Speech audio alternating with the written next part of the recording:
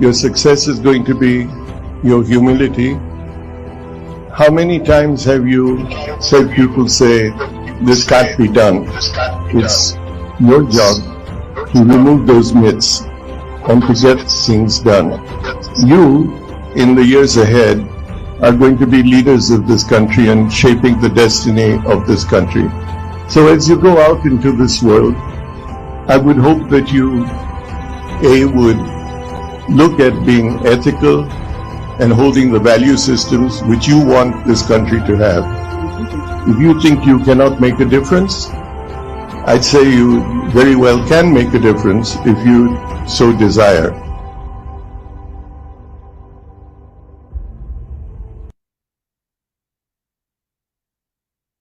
नमस्कार।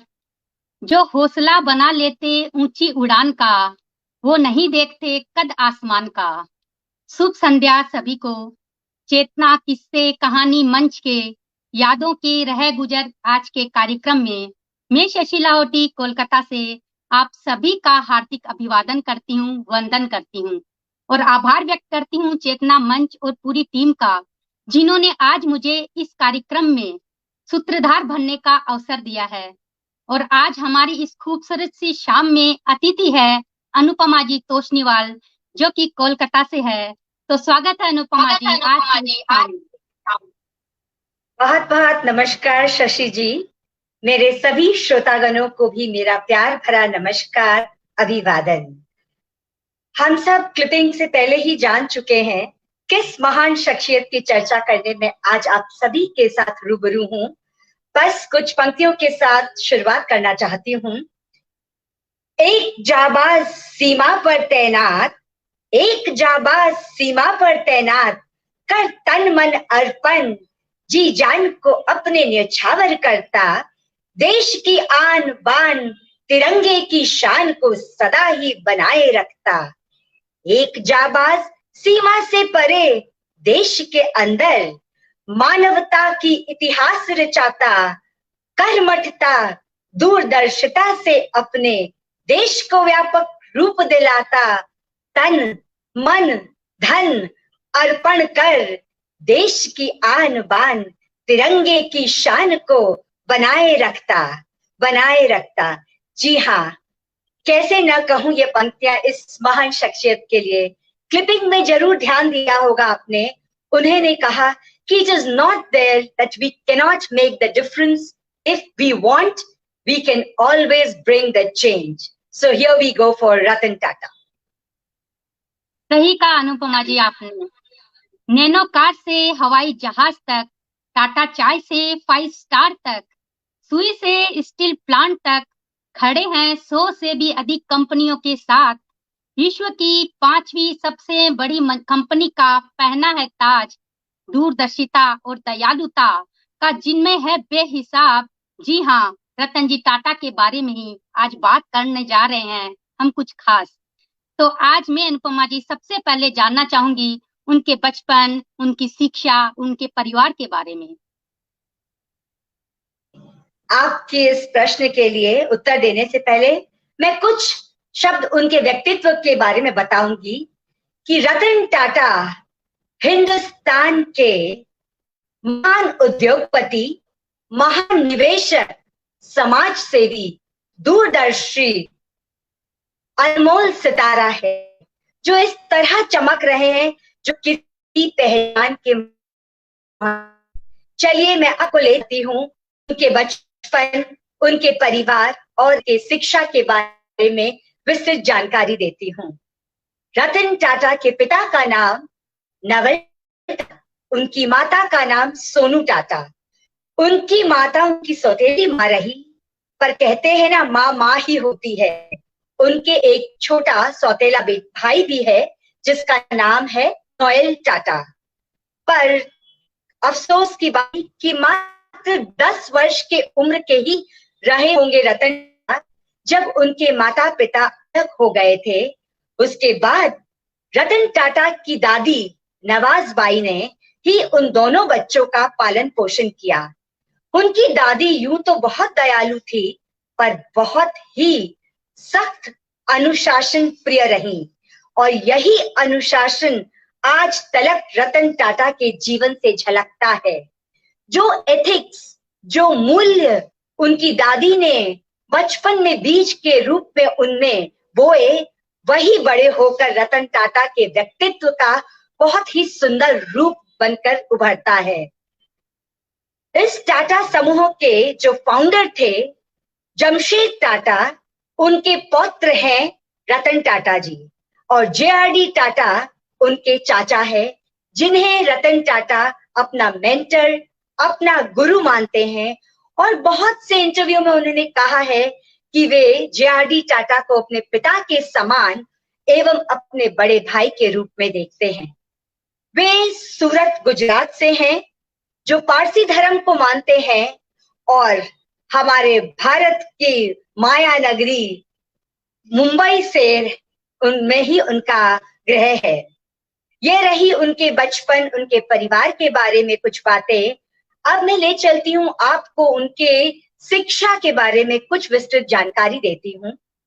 उन्होंने अपनी शिक्षा 8वीं तक मुंबई के कैंपियन कॉलेज, कैंपियन स्कूल से पाई। उसके बाद मुंबई के ही कैथेड्रल एंड जॉन कॉन्वेंट से उन्होंने अपनी आगे की पढ़ाई की, और फिर शिमला के बिशप कॉटन स्कूल से उन्होंने अपनी हाई स्कूल इंटरमीडिएट की शिक्षा प्राप्त की। भारत में उनकी यह शिक्षा यहां तक ही रही। वर्ष 1955 में न्यूयॉर्क के रिवरडेल कंट्री स्कूल से उन्होंने अपने स्नातक की डिग्री पाई।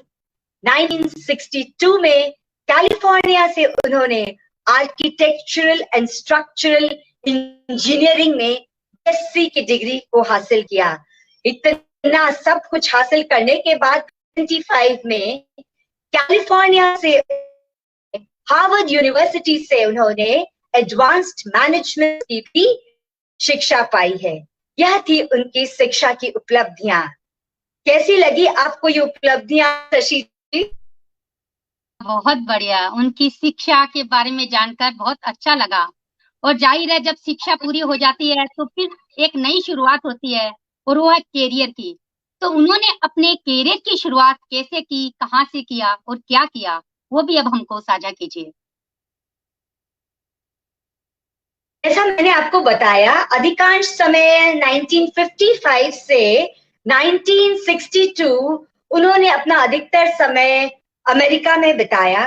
वे वहां के लाइफस्टाइल से बहुत हद तक प्रभावित थे शशि जी, और कैलिफोर्निया तो उन्हें बेहद पसंद था। सो उन्होंने मन बनाया कि वे लॉस एंजलिस में ही रहेंगे। और उस समय 1962 में उस समय की बहुत बड़ी इलेक्ट्रिकल कंपनी IBM से उन्हें जॉब का ऑफर मिला, जिसे इन्होंने स्वीकार भी किया। और कुछ ही दिनों वहां काम किया होगा कि किसी कारण से उन्हें वापस भारत आना पड़ा।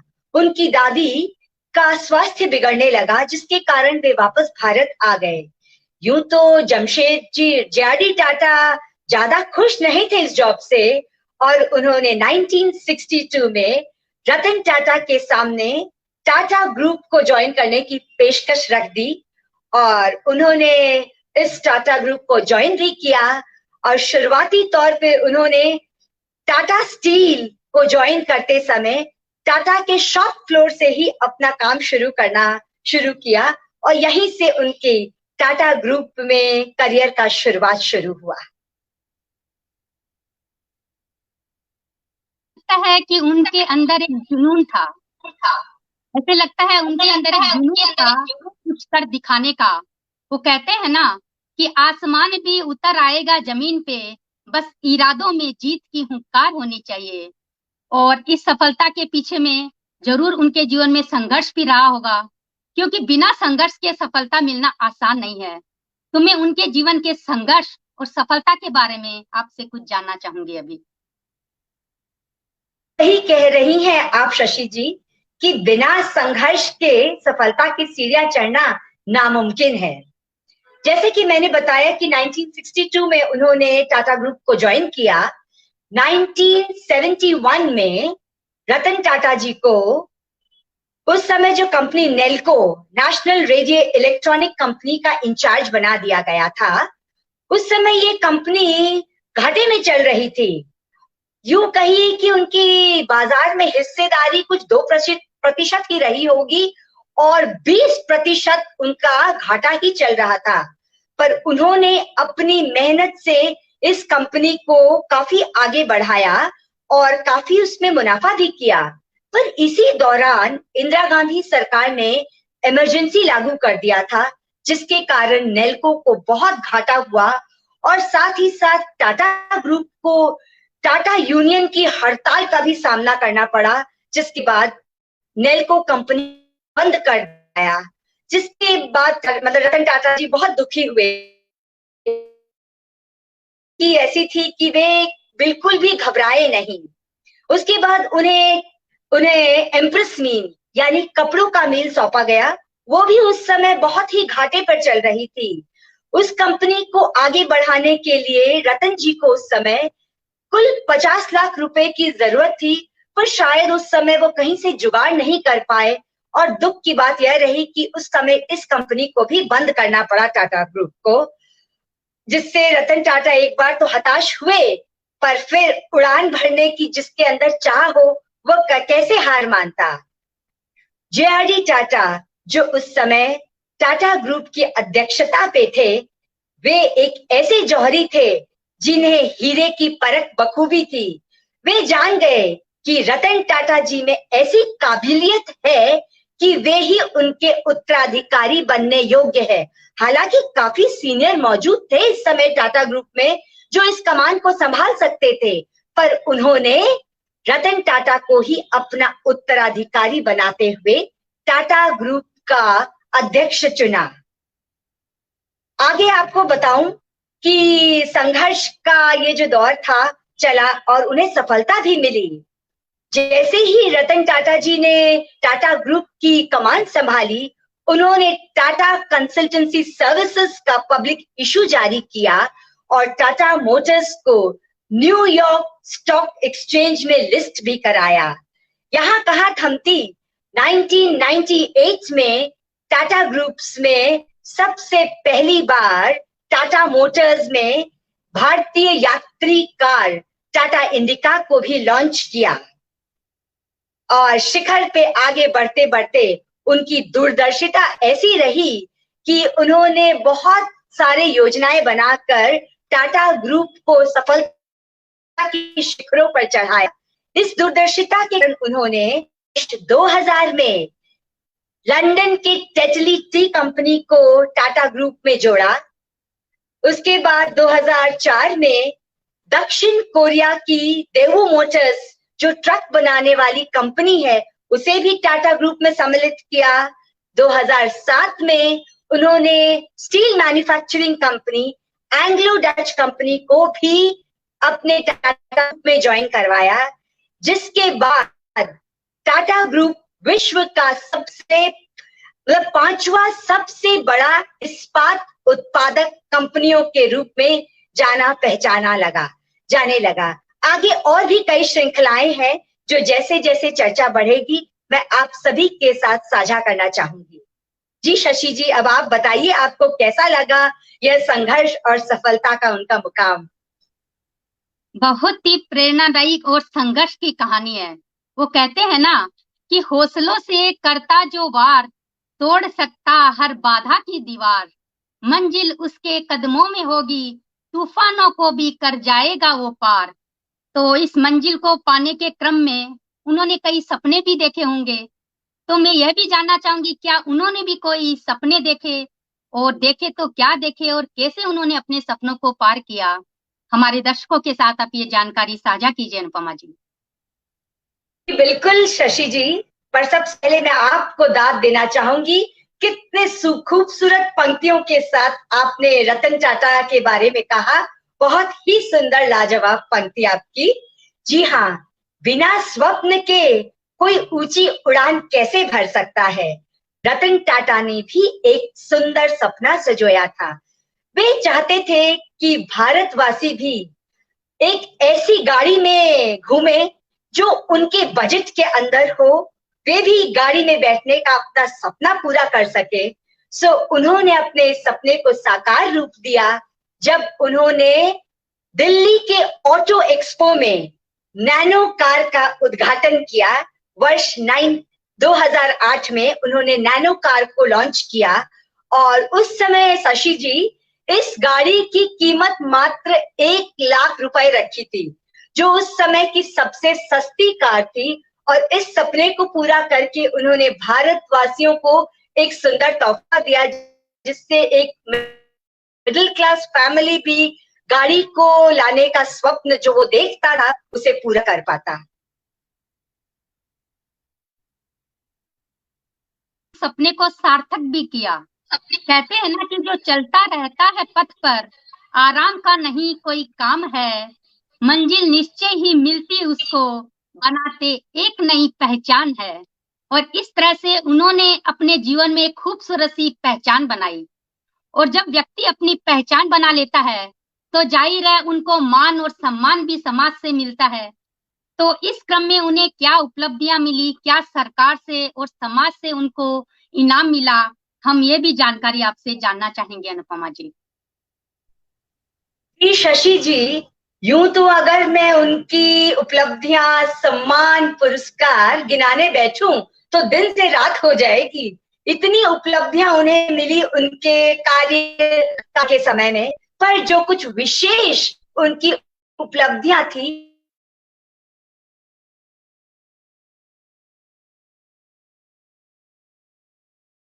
चाहूंगी।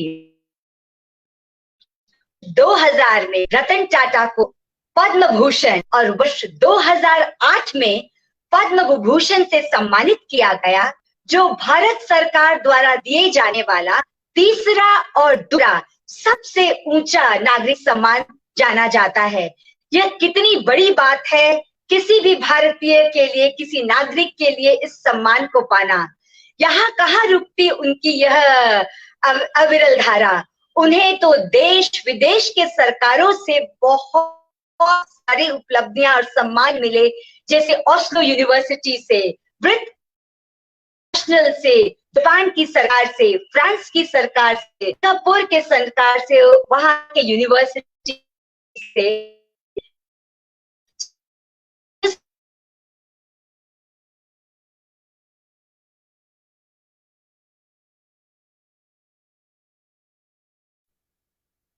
वाह, बहुत गर्व होता है जब ये सारी उपलब्धियां सुनते हैं। तो वो कहते हैं ना कि संघर्षों की रात जितनी अंधेरी होती है, सफलता का सूरज भी उतना ही तेज चमकता है। इसी तरह से उन्हें अपनी जिंदगी में एक से बढ़कर एक इनाम मिले सरकार की तरफ से। तो मैं अनुपमा जी, अब मैं जानना चाहूंगी उनके जीवन के कुछ ऐसे रोचक तथ्य जो बहुत कम लोग जानते हैं। तो कुछ रोचक बातें, क्योंकि हर व्यक्ति के जीवन में कुछ ऐसी बातें होती है जो उनके कार्य से अलग होती है, तो मैं वो बातें आपसे जरूर जानना चाहूंगी। जी, ऐसी रोचक कई बातें हैं रतन टाटा जी के जीवन से जुड़ी हुई। जैसा कि आप और हम सभी जानते हैं, वे बहुत ही सरल जीवन को चाहते थे। कहते हैं ना, बहुत ही शांत स्वभाव, शर्मीले स्वभाव के थे और बहुत आडंबर नहीं, पर कुछ चीजों के ऐसे शौकीन थे जिनके लिए उन्होंने 400 रुपए के अपने जो बंगले बनवाए थे, उसे उन्होंने अपने पालतू कुत्तों के देखरेख के लिए रख छोड़ा था, क्योंकि उन्हें जानवरों से बेहद लगाव था और खास तौर से कुत्तों से तो बहुत ही ज्यादा लगाव था। और उन्हें प्लेन उड़ाना भी बेहद पसंद था, जिसका उनके पास निजी लाइसेंस भी था। और आगे मैं आपको क्या बताऊं कि जब अपने जो उनके जो कर्मचारी होते थे, उनसे उन्हें बेहद लगाव था। जो भी कर्मचारी टाटा ग्रुप से जुड़ते, वह किसी सरकारी नौकरी से कम नहीं होता था, क्योंकि रतन टाटा अपने कर्मचारियों से विशेष लगाव रखते थे। विशेष सुख सुविधा उनके लिए वे अपनी कंपनी में जरूर उपलब्ध कराते थे। याद है शशि जी, 26/11 को मुंबई में जब आतंकवादी हमला हुआ था, ताज होटल जो टाटा ग्रुप में सम्मिलित है, उस समय वहां पे जो ठहरे टूरिस्ट थे, उनमें से जितने भी घायल हुए, सबका इलाज टाटा ग्रुप में अपने ही खर्चे पे करवाया। आसपास जितनी भी छोटी मोटी जैसे टी स्टॉल या कोई भी स्टॉल लगाता था, उनके जो भी नुकसान हुए होंगे उस समय उनकी भरपाई टाटा ग्रुप ने किया। और साथ ही जितने दिनों तक ताज होटल बंद रहा, अपने कर्मचारियों की सैलरी का भुगतान टाटा ग्रुप ने स्वतः किया। ऐसे उदार व्यक्तित्व का अच्छा रहा है ये रतन टाटा, जिनकी बागडोर में न जाने कितनी ही बुलंदियों को इस टाटा ग्रुप ने छुआ है।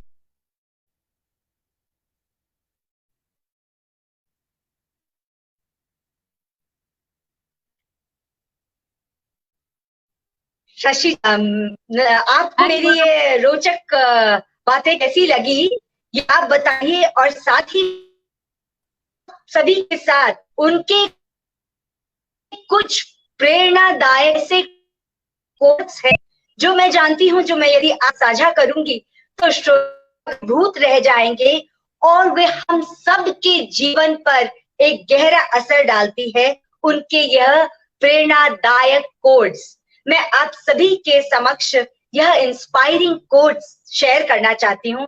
शशि जी जरूर सुनिएगा और ध्यान दीजिएगा। मैं जानना चाहूं कि क्या ये आपको भी छुए।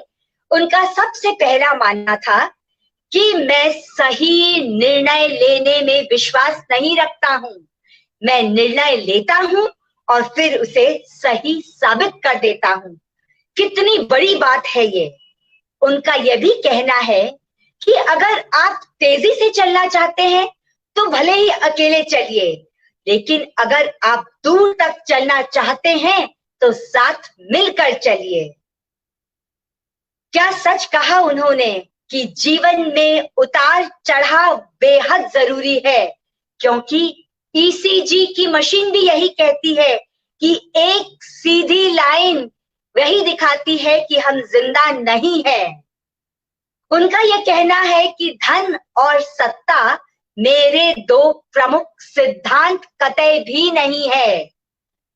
वे ये मानते हैं कि जिस दिन मैं उड़ान नहीं भर पाऊंगा वह दिन मेरे जीवन का सबसे दुखद दिन होगा। कई चीजें हैं, वे कहते हैं कि अगर मुझे दोबारा जीने का मौका मिले तो मैं कई चीजों को अलग ढंग से दोबारा करना चाहूंगा। और साथ ही कहते हैं कि मैं कभी भी पीछे मुड़कर यह नहीं देखना चाहूंगा कि मैं क्या नहीं कर सका। मैंने ऐसी सकारात्मक सोच क्या बताऊं।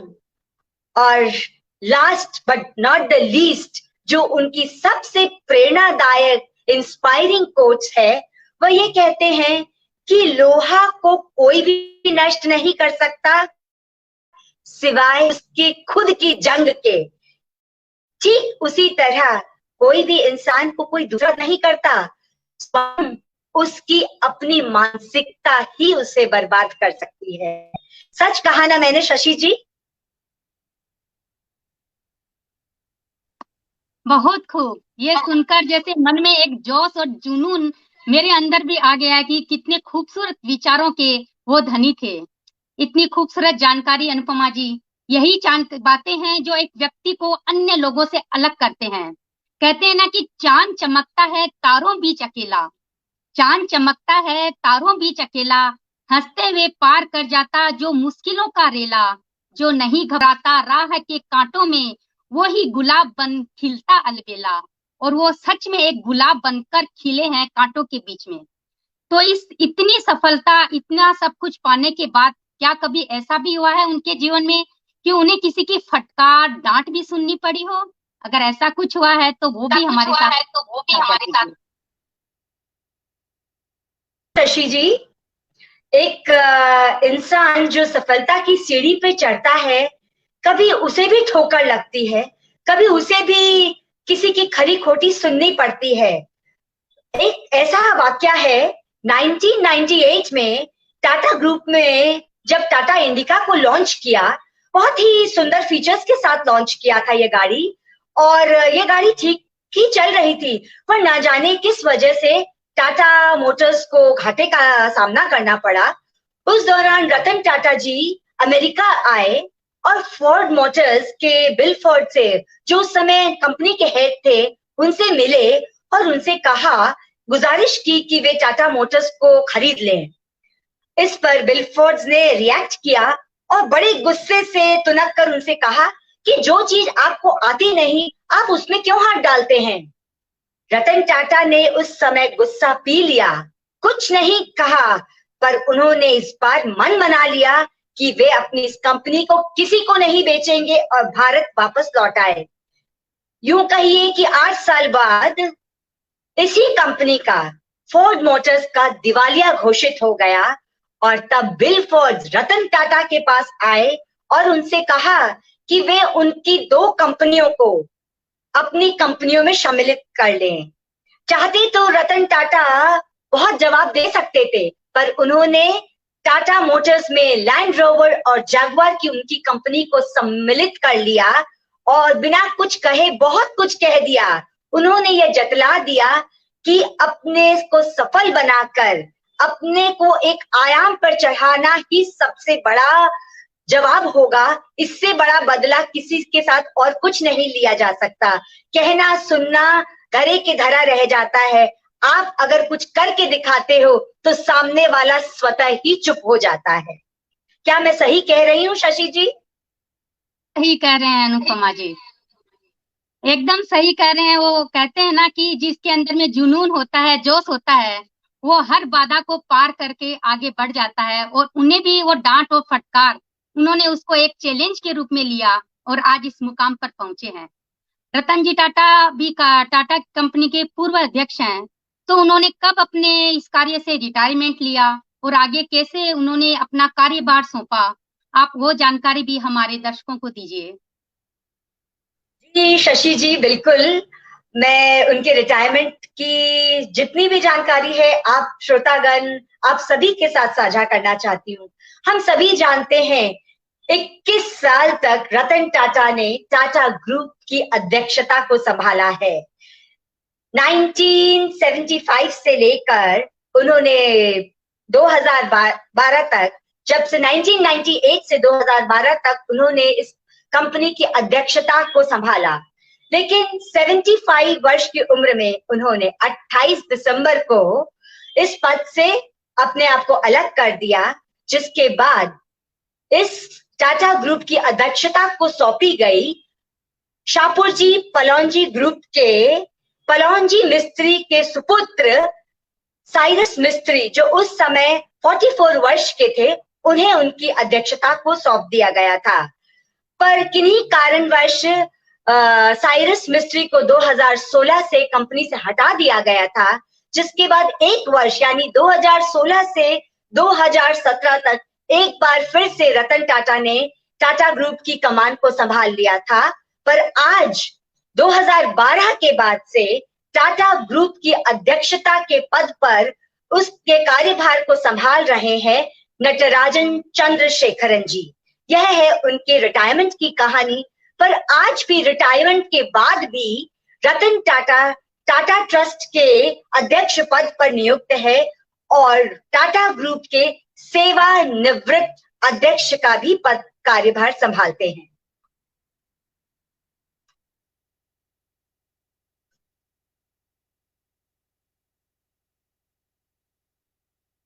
हाँ जी, बहुत बहुत धन्यवाद अनुपमा जी, आपने इतनी खूबसूरत जानकारी हम सबके साथ साझा की।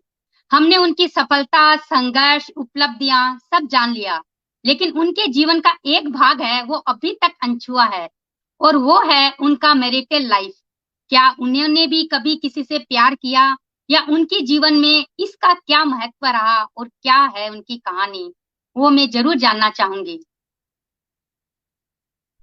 जी हाँ शशि जी, कहते हैं ना कि खाली काम और काम जीवन को नीरस बना देता है। वे ऐसे भी नहीं थे। उन्होंने एक इंटरव्यू में बकायदा खुद कबूल किया कि उन्हें भी अपने जीवन में 4 बार प्यार हुआ है। एक बार भी नहीं, 4 बार प्यार हुआ है।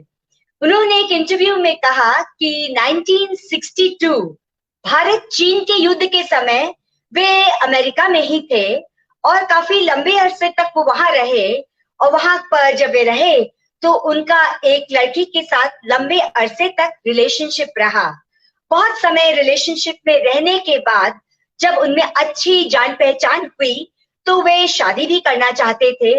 उन्होंने बताया कि वे शादी करना चाहते थे पर किसी कारण के कारण उन्हें वापस से भारत लौटना पड़ा और इधर उस लड़की ने कुछ समय इंतजार करने के बाद फिर किसी और से विवाह कर लिया।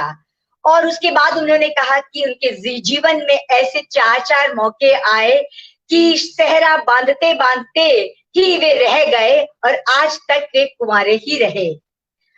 पर उन्होंने साथ ही ये भी कहा कि हो सकता है कि उस समय उनका यह विवाहित रहना उनके लिए ईश्वर का शायद कोई अच्छा संदेश ही था, क्योंकि जिस दौर से वे गुजर रहे थे, जिस मुकाम को वो पाना चाहते थे, शायद वो इस समय अगर वो विवाह कर लेते तो हासिल नहीं कर पाते। एकदम सही कहा अनुपमा जी।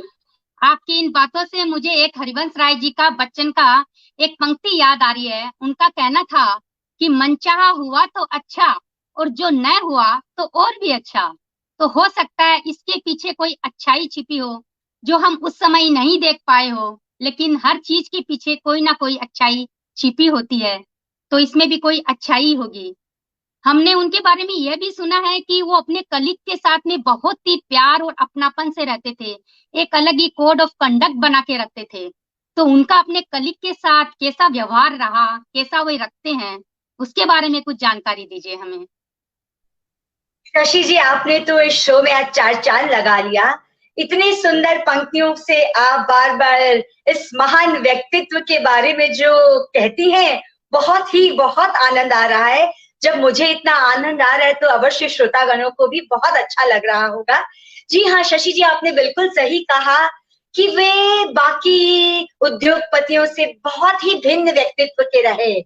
वे अपने कर्मचारियों के साथ इतना लगाव रखते थे कि उन्होंने कभी भी पद के आधार पर किसी भी कर्मचारी पर मतभेद या भेदभाव नहीं किया।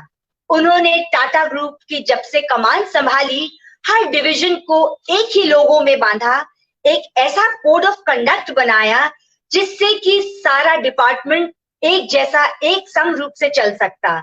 उन्होंने जिस कोड ऑफ कंडक्ट को अपने टाटा ग्रुप में सम्मिलित करना चाहा, उसके प्रमुख अंग रहे ईमानदारी यानी ऑनेस्टी, समझदारी यानी एक दूसरे को समझकर कार्य करने की क्षमता, रिस्पॉन्सिबिलिटी जिम्मेदारी कि सब एक दूसरे की जिम्मेदारी उठाकर ही कंपनी को शिखर तक पहुंचा सकते हैं, एकता यूनिटी जो बहुत बड़ा गुण है किसी भी बड़े समूह को आगे बढ़ाने के लिए। और सबसे बड़ी बात जो वे मानते थे वो था एक्सीलेंस, उत्कृष्टता। उत्कृष्टता के बिना हर इंसान को अपने आप में एक एक्सीलेंस दिखाना होगा, तभी वो कंपनी एक सफलता के मुकाम को छू सकती है। वे कभी भी अपने कंपनी में काम कर रहे स्वीपर या कोई जो एमडी के पद पर भी आसीन रहा हो, उनके साथ अपने बर्ताव से मतभेद नहीं करते थे। पर काफी लोग जो ऊंचे पोस्ट पे थे, शायद उन्हें उनका यह कोड ऑफ कंडक्ट रास नहीं आया, पर फिर भी उन्होंने अपने इस कोड ऑफ कंडक्ट को टाटा ग्रुप में लागू किया। ऐसे व्यक्तित्व के धनी थे यह अनमोल सितारे।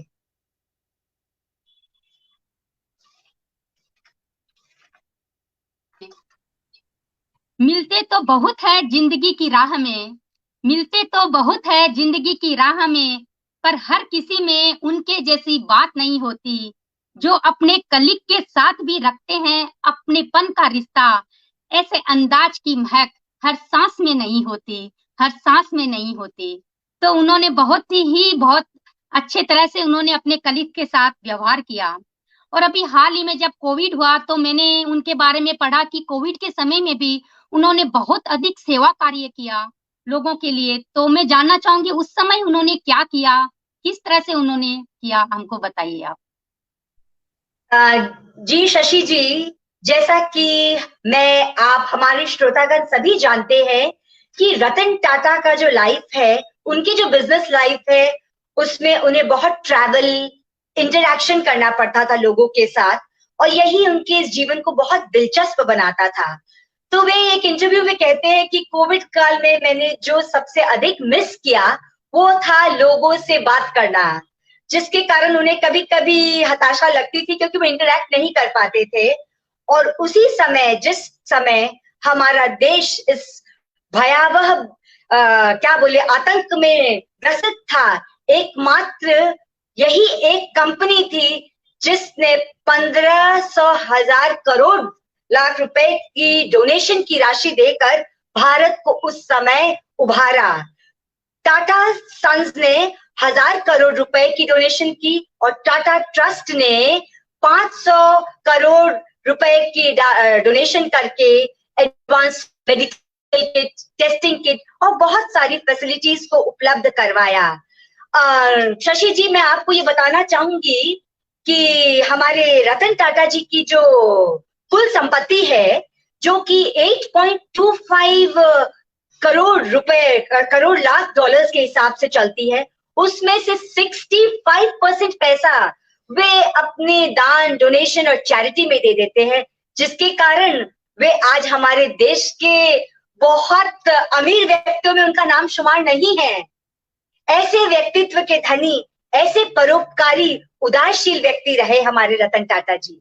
आप कुछ कहना नहीं चाहेंगे उनके बारे में? क्या बात है, ऐसे परोपकार की भावना हर किसी में नहीं होती है। मुझे ये दयालुता की भावना से दलाई लामा के कई भी एक शब्द याद आ रहे हैं कि मेरा धर्म बहुत ही सरल है, मेरा धर्म दयालुता है। तो ऐसी दयालुता की भावना हर किसी में नहीं होती है, और जो इस तरह के भाव रखते हैं ना, तो उनके साथ ईश्वर उनके साथ होते हैं। तो इसी क्रम में मैं ये जानना चाहूंगी कि जैसे अभी हाल ही में दिसंबर में उनका जन्मदिन गया है, तो अपना जन्मदिन इतनी बड़ी हस्ती किस तरह से मनाते हैं, किस अंदाज में मनाते हैं? क्या वो भी उसी तरह से पार्टी करते हैं जैसे बड़े बड़े लोग करते हैं, या सादगीपूर्ण तरीके से वो अपना जन्मदिन मनाते हैं? जरा उस पर भी आप प्रकाश डालिए।